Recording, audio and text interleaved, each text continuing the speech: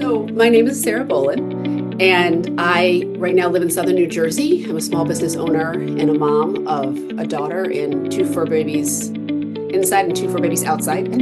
And what brought me to Jess's work, I think, was initially just a curiosity with regards to seeking some more answers or different ways of thinking. And a friend had made a recommendation to Jess with regards to Reiki, and I had always said, I want to try that. I want to learn more. And so I did, and I had blocked off time to go for the experience with Jess. And afterwards, I didn't know what I was going to feel or how it was going to be. And I had all these ideas about what it could be. And so it was great because I had some time to process and drink water and things after. But the experience itself was just more of an initial interest. And then I could feel a shift right from kind of the first time of meeting and an opening to new ideas and possibilities. And I would say that curiosity has continued.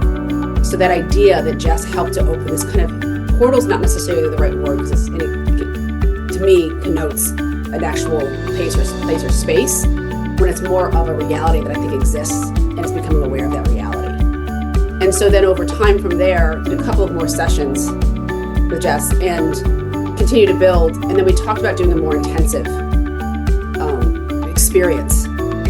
And so we did kind of every week for 12 weeks, and it changed my life. It absolutely changed my life, and in all the right and good ways. Not in a scary lost self. It's more of discovering who we are, who I knew to be true, letting those parts shine through, while also recognizing that there is more of an energetic field and support available to me and to others if we're willing to grasp and step into that space, and that we can go there as fast or as slow is supported to our greatest good. So two things come to mind when I think about was there a realization or shift with regards to my work with Jess. I would say one was, yes, recognizing and being open to either idea of energy or angels or spirits or whatever you want to call it. To me, the names aren't important as much as what it is. Being open to that. Like I felt a shift in that work and starting to see signals and support around that. I mean, you could say you look for what you see, but you could also say you were seeking and didn't see it before. And I think Jess helped to land something that I already knew to be true, but didn't know how to kind of take that, or I didn't know how to bring that home.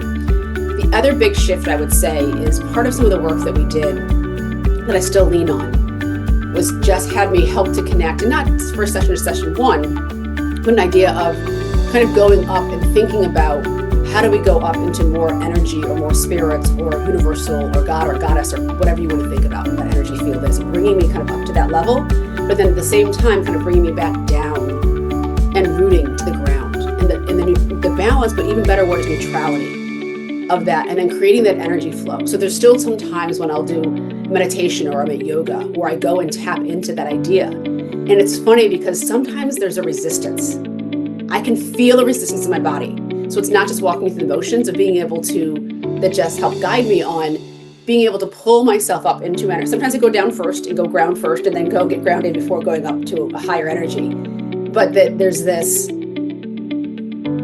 energetic pull that's connecting with things greater than ourselves. But then also it's just not so wah, wah, la, la. It's also this grounding to the roots of who we are and to our human nature.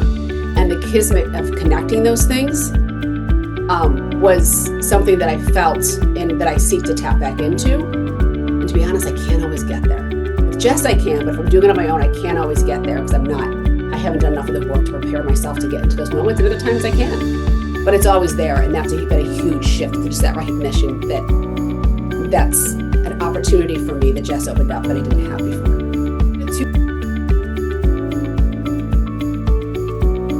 So with Jess, I did the condensed 12-week container program, and I didn't really know what to expect, except for the fact that I knew I had positive experiences from doing the Reiki work that we had done. And this was the next level. And it's something at some point I could see doing again. I still think, to be honest with you, I'm still incorporating the learnings into my life, and it's probably been, I don't know how many months since we've done it. It would be a little bit different every time. And I remember one of the really powerful experiences that we did, and I know everyone's going to be different, so this was one of the 12 weeks. But we went through and we talked about this idea of how certain words and how they show up or feel in your body. And we would go through and say, and it was amazing to me how I really could feel different words at different places in my body, but I just don't think about it. I'm not necessarily always that in tune to my body, what it feels. I think I'm pretty good about like exercising and doing things and paying attention to it, but not realizing the emotions attached to words. And there was this one experience that I remember her saying to me, obedience. And I had a very strong visceral reaction that I could literally feel it binds around my arms and around my chest. And it was a very strong thing. And I've never been good with obedience. My parents would even say, not good at obedience. It doesn't mean I can't follow rules or things. I'm not that much of a rebel, but like this idea of just blind obedience has always been something that I literally, if you can feel now, getting sick in my throat almost. And I remember Jess said back to me at the time, I can almost feel or see or picture from you in a past life or experience of being wrapped and bound and almost dragged or being dragged. And it's so funny because people talk about, oh, past lives, I was Cleopatra, and it was no. It's like, no, you were in this horrible whatever situation of obedience or being dragged, something. And it wasn't as though that pain came back from the physical bounds of that, but the suffocation of that I felt from that word. So regardless if that was an actual experience I had or not, it doesn't matter. It's manifesting in its body for me that way.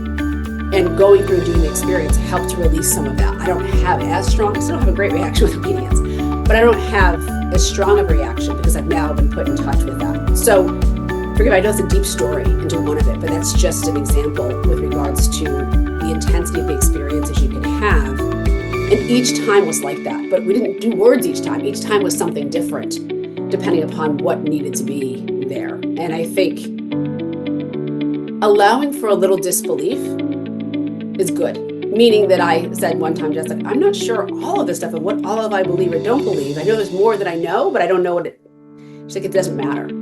It's that curiosity, it's that openness to what it is, and then that will come and serve you. And so that's what I felt like those 12 weeks really was about, was being opening up that, which is why I feel like I'm still processing that, because I'm still opening up to all the ideas that we unpacked in 12 weeks.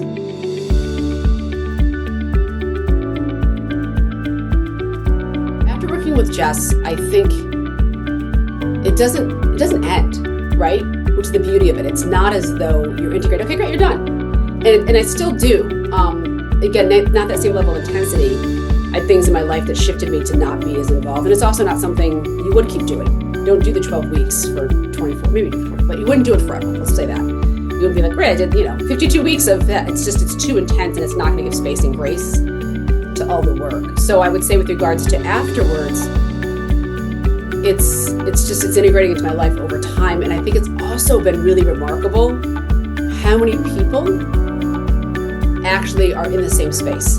Meaning they may not have gone through the exact same thing, but that you start to connect with and find people, and it's more prevalent than you would ever believe, that are really interested or attuned to this idea of energy.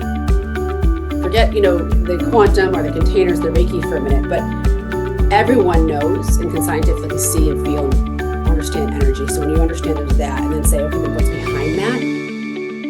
The audience for that is tremendous, meaning there's more friends and family around you that will think that and be approachable and interested in that than you might expect. It's having the vulnerability and bravery to bring that forward. And so I think doing this work helped me to gain some of that confidence to have more of those conversations, to create more of that openness that creates better connections with others. So I think the integration of that work is continuing to expand the possibilities for self and for others.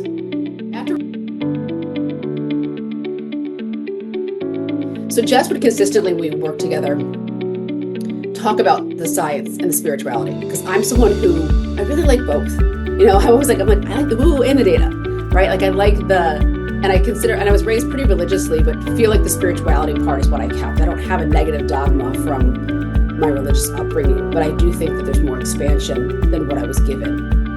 And so that spirituality piece was important to me. But then there's also data and science behind it. There's so much more.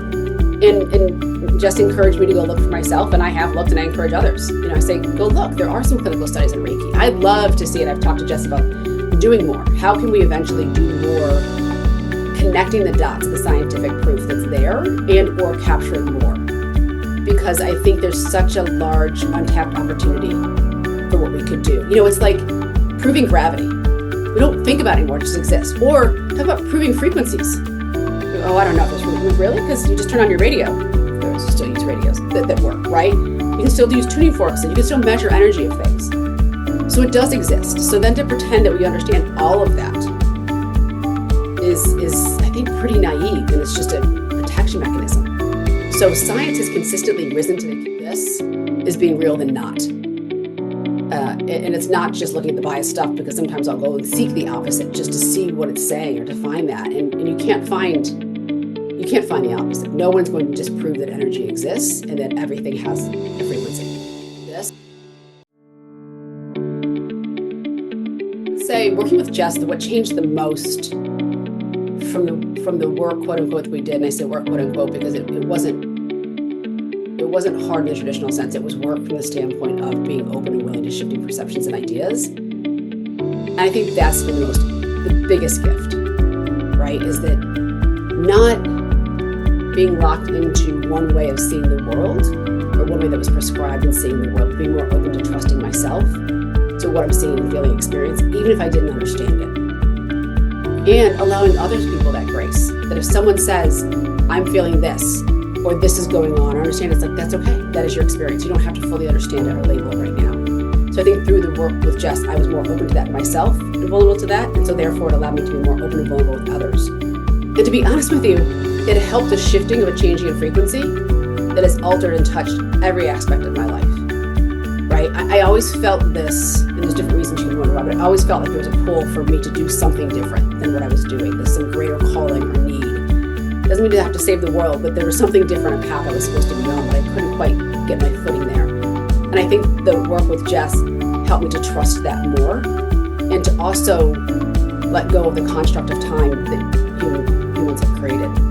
I remember one time saying, I was frustrated about something with regards to work, and Jess said to me, what's most difficult for you with divine timing not lining up with yours? And I was like, well, that's just rude, because now I'm just like, because now you're right. Now it's like, divine, it's like, it's still going to happen, right? And so one of the other major shifts that I would say is that it's shifted me to believing in the power of manifestation. And when I say that, I don't mean sit around thinking about what you want. I really focus now on magnetism, and, I don't chase, I attract. It doesn't mean you don't do anything. It means that you need to put out the energy and the work toward the things that you want and believe that they will be coming true. I fully believe in my life being better tomorrow than it is today. I fully believe everything's happening for my greatest good. And that it's the feeling. It's touching into the feeling of what you want and recognizing that to be true. I've heard recently, turning on the light switch, we don't question will the light come on, it just comes on. So I think some of the work that we did was stepping into that with Jess, that Jess did with me, was to say, what's challenging about you and what you are thinking about not lining up with divine's timing and plans? What's the hardest part about that? Because if you really believe something's to be true, why are you so frustrated by the reality of now? Well, that's to get you to move, to do the things you want to do, so you can attract more of what you want and need. So, Jessica's presence and guidance and approach to me was calming, focused, and very kind of centered on me. Like, it wasn't like I didn't feel like she was distracted or checking her cell phone or thinking something else. It was like the presence was real. I mean, to the point that, I have brought my child and I have not been in the room because my child had to get comfortable with somebody new. But then it was like, no, I even wanted her to have an experience, that calm and presence in that space. And so for me, that was true, right? Like, I knew when I showed up there that I would walk out feeling better. I didn't know how. I didn't know if it would stir something else up also, but I knew I would come back to a more centralized, calm, peaceful presence than where I started.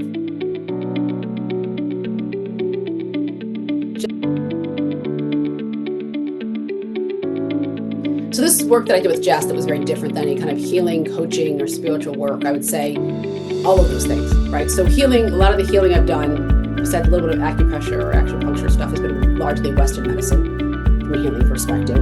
Now I've stepped into doing more some breath work with things. There's been some yoga and meditations along the way. So different from that. different from spirituality and religious, because I was raised with a specific kind of, go to church, follow the things. So different from that. And I forget the third category I said, but the reality of stepping into, you know what? It's an openness.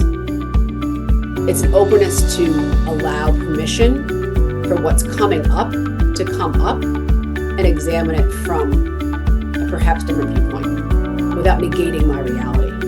So much of what we do, healing, spirituality, whatever, is being handed to us on what the right way to do is. And I feel like Jess gave permission to say, maybe great, those could all be good. I'm not saying you shouldn't do those things or want to follow those things, but where do you see permission? Where do you want to go? What is calling to you, and to trust that voice within inside ourselves?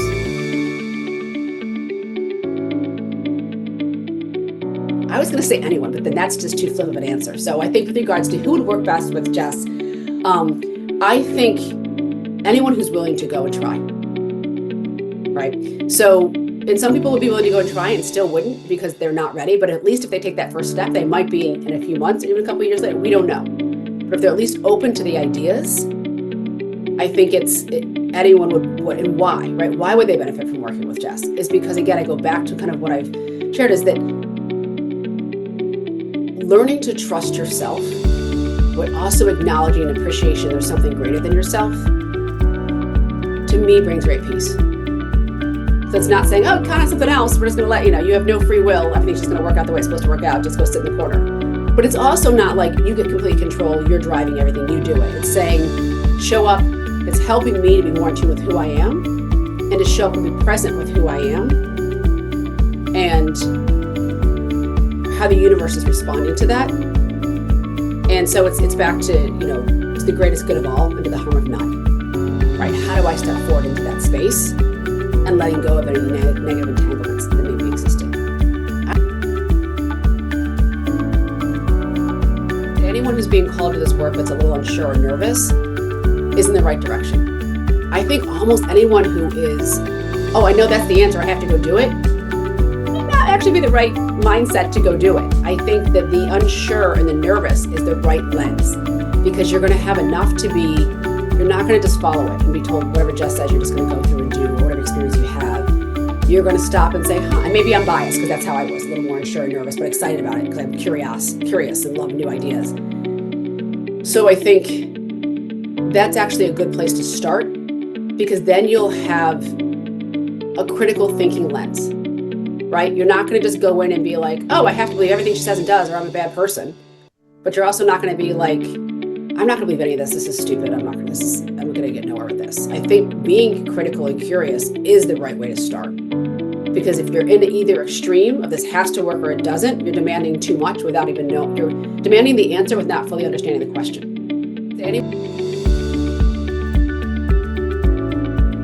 Overall, my experience with Energy4Life Global is different than anything I've experienced before. And because Jess was willing to meet me where I was, when I showed up more reserved and more questioning, it was like, that's okay. And when I was willing to go further or go into something more, that's okay. And frankly, there's been times when I'm like, I want to work on this or do this. And she's like, that's not right now what I think is to your greatest good. That's not what's being called or what I'm being told or being drawn into from the field of the greatest good for you. And learning to trust that. But that wouldn't have been day one, right? So I think that path is unique for each person. And I think people owe it to themselves to at least try. Because then at least if you've tried or met with Jess, you at least now have information to start to trust your own instincts and to get to your own greatest and highest good. And if you don't at least do at least one try or one experience, you're making up a story in your head.